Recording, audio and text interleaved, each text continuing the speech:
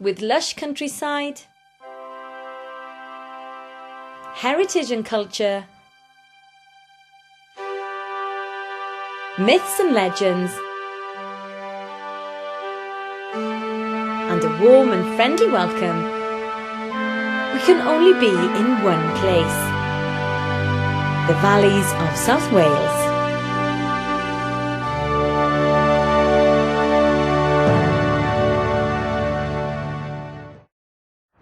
Hello and welcome, croeso cynnes I chi.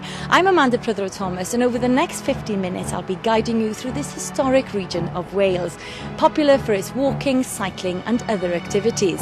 So sit back, relax and let us do the legwork for you as we show you how to get the best out of your break, starting here in the beautiful borough of Caerphilly.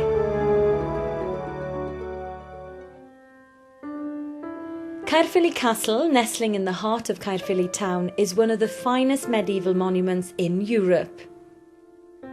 Caerphilly is the largest moated castle in Britain and was one of the first concentric castles to ever be built. Nowadays the castle is famed for its leaning tower and ghostly goings-on. The fascinating castle is steeped in history, and legend has it that the ghost of the French princess, known locally as the Green Lady, can be seen on a moonless night.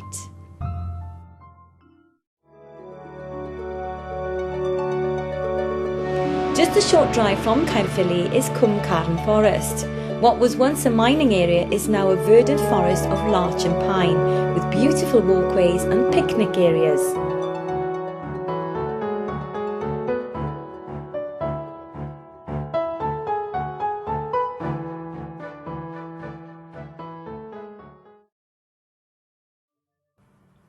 The area is dotted with historical castles and manors.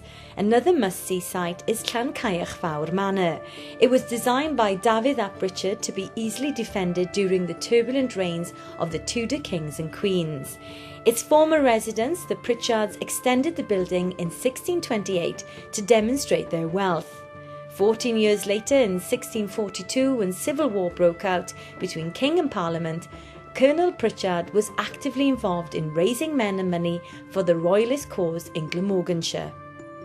Nowadays, Llancaich Fawr Manor visitors will experience the house as it was in 1645, when King Charles I visited. Throughout the day, we'll be greeted by 17th century costume servants, giving you an insight to life as it really was during this period. The manor is especially popular during the winter, with guided ghost tours. You may even meet the local friendly spirits. Everything within the valleys is within easy travelling distance, and major attractions can be explored from any base.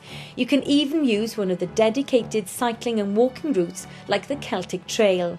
There's also a good selection of independently run places to stay, like this one, Llwyn Lago Farm Guest House, located in the Rhymney Valley.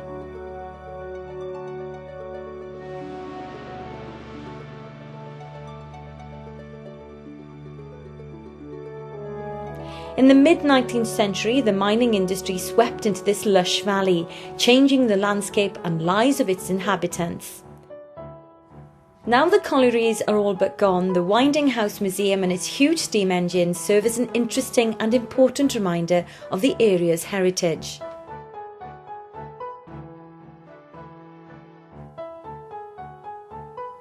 Welcome to the Rock Country Inn and Restaurant in Blackwood.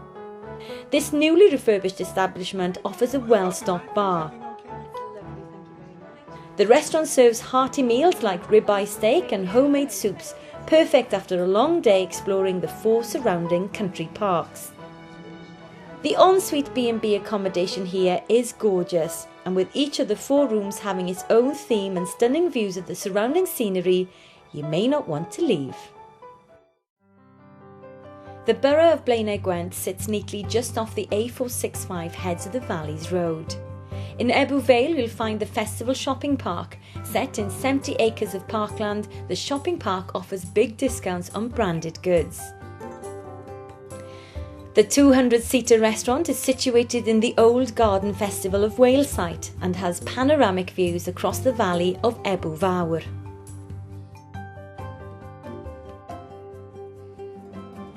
All the towns throughout the valleys are worth a visit. If you can travel to nearby Tredegar, you can even shop at Doctor Who's official jewellers.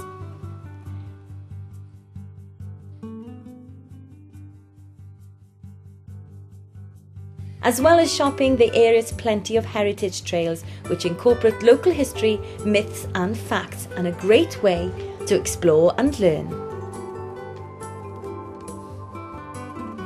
The borough also has 5 district heritage museums which capture and celebrate the region's distinctive history.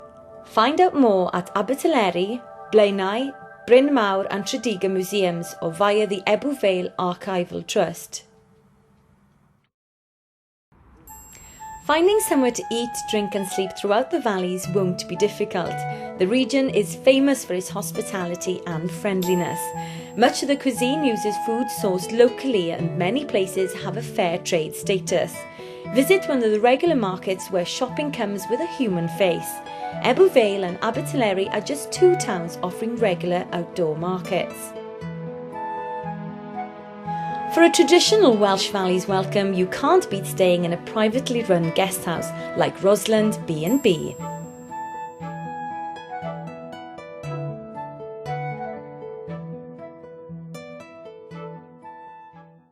Situated just off the A465 is Parc Bryn Bach. There was once a coal mine here, not that you'd know it now.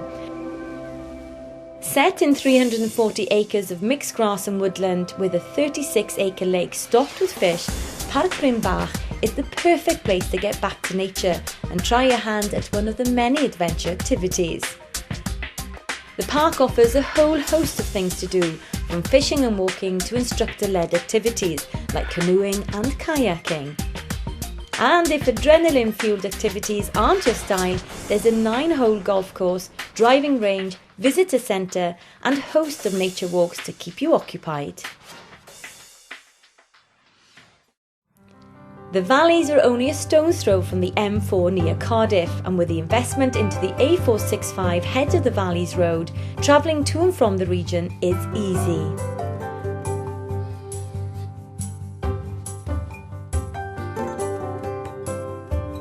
On the borders of the Brecon Beacons is the borough of Torfaen.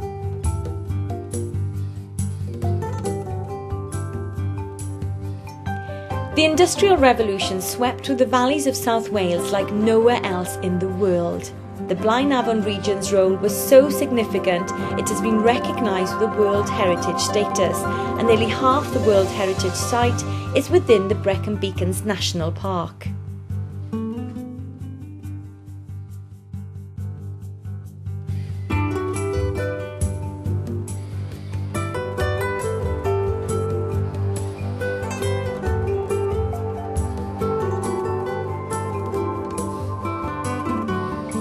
Until 1980, the Big Pit here was a working colliery, but it's now a museum where you learn all about coal mining and the black diamonds of the Industrial Revolution. You can even journey 100 metres underground guided by ex-miners, guaranteed to enlighten and entertain you. Kitting up in the proper safety gear for an hour-long tour through the mines is essential.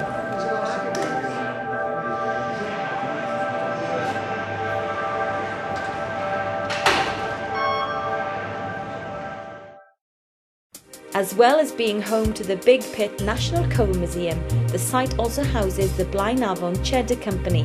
There's something extra special about the Pwll Mawr cheese. Available here, it's matured underground in Big Pit.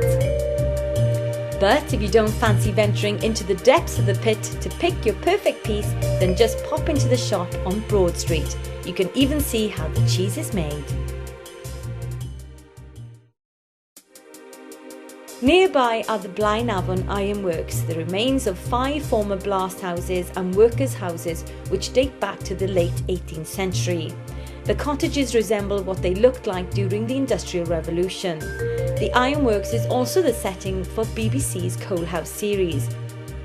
To complete the picture, visit the excellent World Heritage Centre.